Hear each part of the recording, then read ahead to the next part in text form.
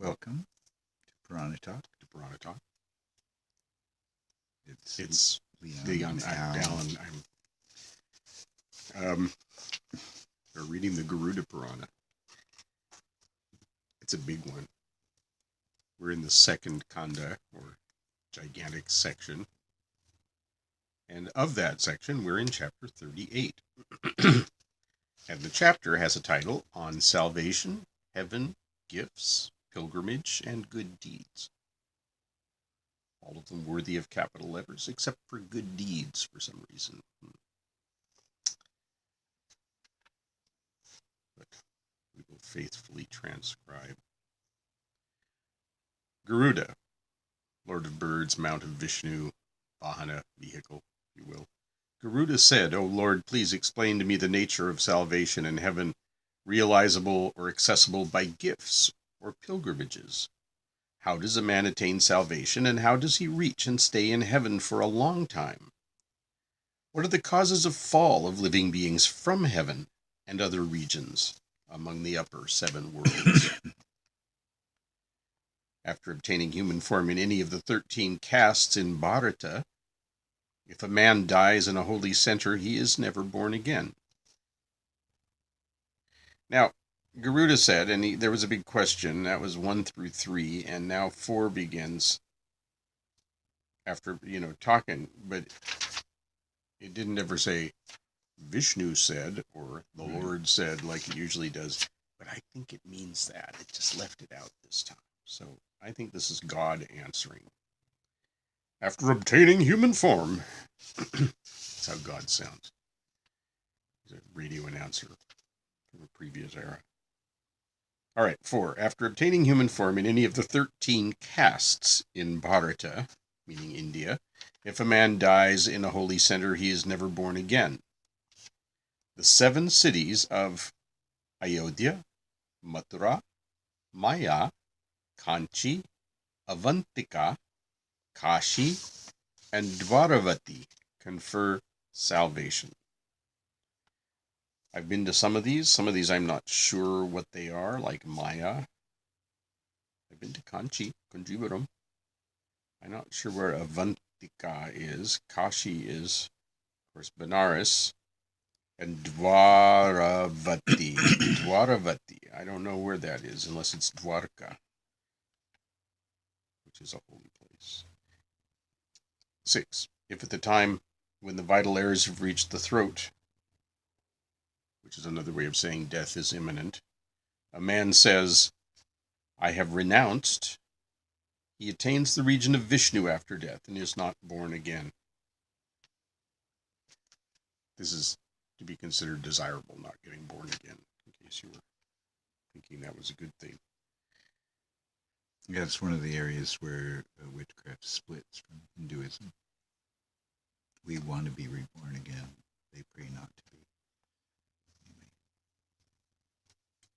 Yeah, but I think a lot of Hindus, they've resigned themselves to going around a few times, and so they get. I don't know. Perhaps they think. I don't know. Perhaps Well, there are professional reincarnators like the Dalai Lama too. This is true. That decide they'll come back. This is intentional. Something's accomplished. Intentional reincarnating. Okay, 7. He has already tucked his clothes for his journey to his goal of salvation if he pronounces the 2 letters Hari, even for once. Hari. Okay, so that's name of God. Hari. Verse what? 7. You've already packed your bags for the journey, and you're on your way if you just pronounce the 2 letters Hari. Say the name of God. He who remembers me ever and anon, saying Krishna, Krishna, Krishna, is lifted up by me from hell, just as the lotus springs up, breaking through the water. Pankaj. I had a doctor named Pankaj once, and I got curious and looked it up. My dictionary said it meant born of muck and mire. I thought, well, that's an interesting thing to call your child. But then I learned that it was another name for lotus flower, because the lotus grows symbolically in muck and mire, and when it pops and opens, it is pristine and pure and divine, and there you go. All right, we gotta hurry up here. Undoubtedly, one attains salvation if one dies near a shalagrama stone, which is powerful for annihilating all sins and defects. Keep one of those around. I don't remember what a shalagram stone is. Shalagram, I believe, is the what do they call the fossil? Ammonite? Oh, the ammonite crystal. There's no doubt in this that salvation is ever present wherever shalagrama stone or the stone of Dvaravati, or both, are present. There we got Dvaravati again. That was named among the holy places, and I thought it could be Dvarka. Begins with Dvar. Oh, but which just means door. 11. O bird, by growing, nurturing, sprinkling, saluting, and extolling the tulsi plant, man's sin accumulated in various births is wiped off. It's kind of going through a whole list of like holy things you could possess easily that give you salvation. A rock of a special kind, a plant of a special kind. He who has taken ablution in the holy lake of Manasa, where wisdom is the eddy, truth the water, and which removes the dirt of love and hate, is never tarnished by sins. It starts at the dirt of love. You think, well, what's that mean? But it's really the dirt of duality, I think it's talking about. The dualities that lead us away from equanimity. And the lake of Manasa means the lake of the mind, the holy lake of Manasa, Manasarovar. 13. God is not present in wood, stone, or clods of earth. He is present in our heart. Hence, one should invoke the heart, which plays a prominent part in devotion. And yet, Vishnu is everything. So there's a conundrum for you. Conundrums are a dime a dozen. They're all over the place. Especially when you start talking about anything that's everything. What is that? 14. Fishermen visit Narmada, the holy river, every morning, but their mind does not become pure. Men reap so they go to the holy river. They make their pilgrimage to the holy river, but they go as fishermen. 15. Men reap the fruits of their actions in accordance with their feeling. Their goal in the other world is also befitting that. Their activity yields accordant fruits. He who lays down his life for the sake of his preceptor, a Brahmin, a woman, or a child, attains salvations. And yes, it is plural here. I think it's a typo. But nonetheless, I said it as it was there. It might be important. 17. After making various gifts to Brahmins, if a person dies during the period of fast, he is freed from all bondage and attains salvation. Such are the ways which lead either to salvation or heaven, in thwarting the seizure of cows, civil commotions, and national calamities, or disasters in holy places and temples. It is equally beneficent whether one succumbs, beneficent, I should say, whether one succumbs or survives. The merit is the same whether you live or die in the process of trying to stop cow theft or riot or life becomes pleasant by making gifts and enjoyments. Death is efficacious in battle and holy places. Casting themselves off, human beings, whether of high, middling, or low class, attain their heavenly abode.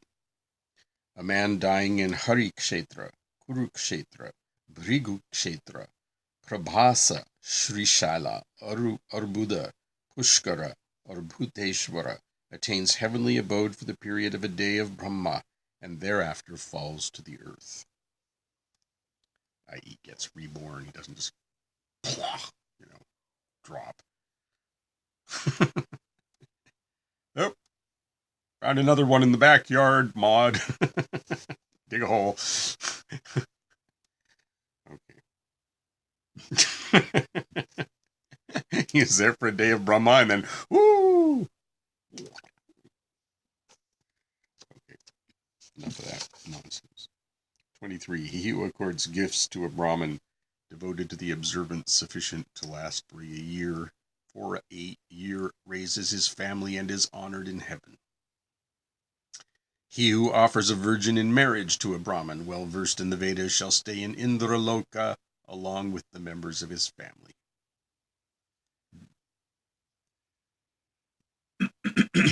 By giving gifts, a man shall reap the fruits thereof. There's no doubt in this, that he who resuscitates and repairs tanks, wells, lakes, parks, and temples in ruins reaps twice the merit derived by the original builder.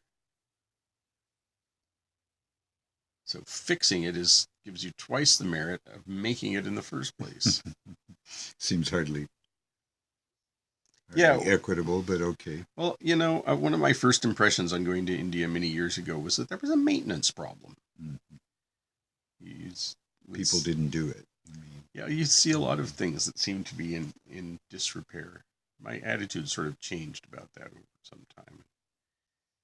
I realized there were other things going on, including an aggressive weather cycle that tended to grow stuff on the sides of buildings in a matter of a short year or two span, especially if it was built the wrong way.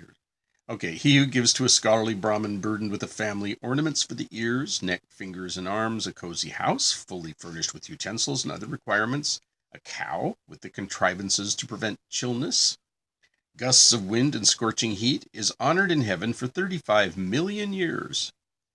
The woman of the same caste who follows her husband in death attains heaven and stays for as many heavenly years as she spent human years in this world with him.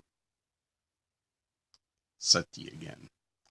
Sati seems to generally be regarded in a favorable light in this particular Purana. I mean, it's seldom referred to very critically in the texts that mention it because, the texts are telling you how great it is. If a woman leaves her sons, grandsons, and other relatives and follows her husband in death, both of them attain heaven along with 3 generations. Even if a woman has committed sins, including evil intention against her own husband, she can wash off her sins if she follows her husband in death. Ooh. Even though you've been a bad wife?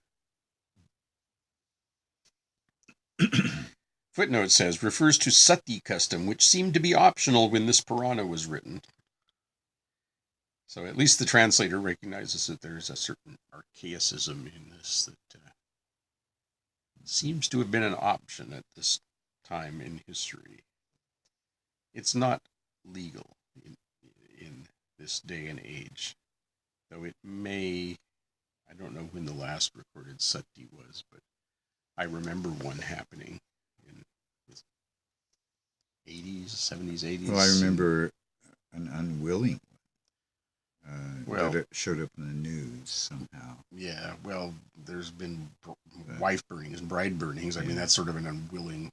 I guess if the husband's not dead, it's a different thing. It's usually a dowry, based issue where the family's trying to extort money by threatening the daughter that, again, another issue, perhaps not entirely unrelated. Even if the husband has been a sinner and wicked, his sins will be washed off if the wife follows him in death. If a man offers only a morsel of bread to the needy, he will be preceded in heaven to heaven in an aerial chariot endowed with chowries and umbrellas. Chowries are like fly wisps used in ritual. He offers maintenance sufficient for a year. If he offers maintenance sufficient for a year, the sins committed by him till his death are destroyed. You got credit. Yeah, great if you want to do something really bad. Here, you could live on this for a year. I'm going to go kill a cow.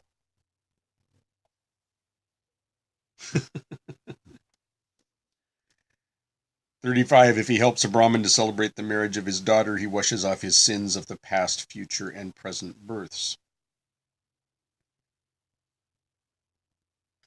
The merit accruing from digging 10 wells is acquired by digging a tank. The merit accrued from digging 10 tanks is acquired by digging a lake.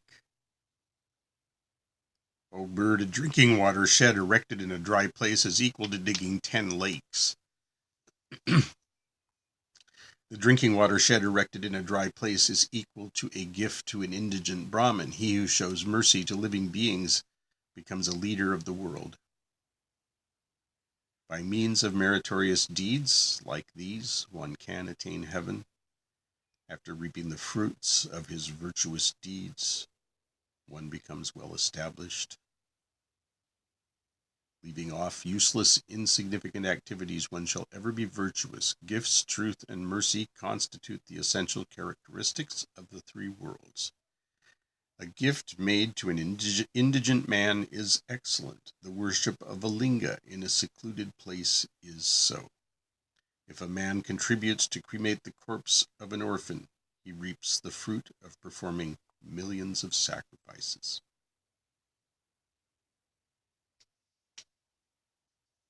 Very interesting. The gifts, truth, and mercy being an interesting little bit here at the end.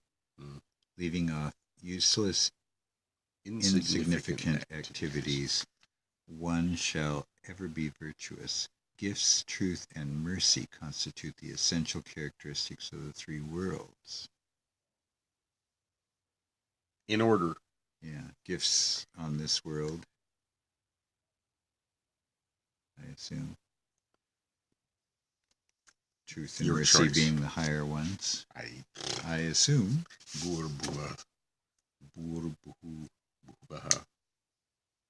Something like that. Okay. See ya.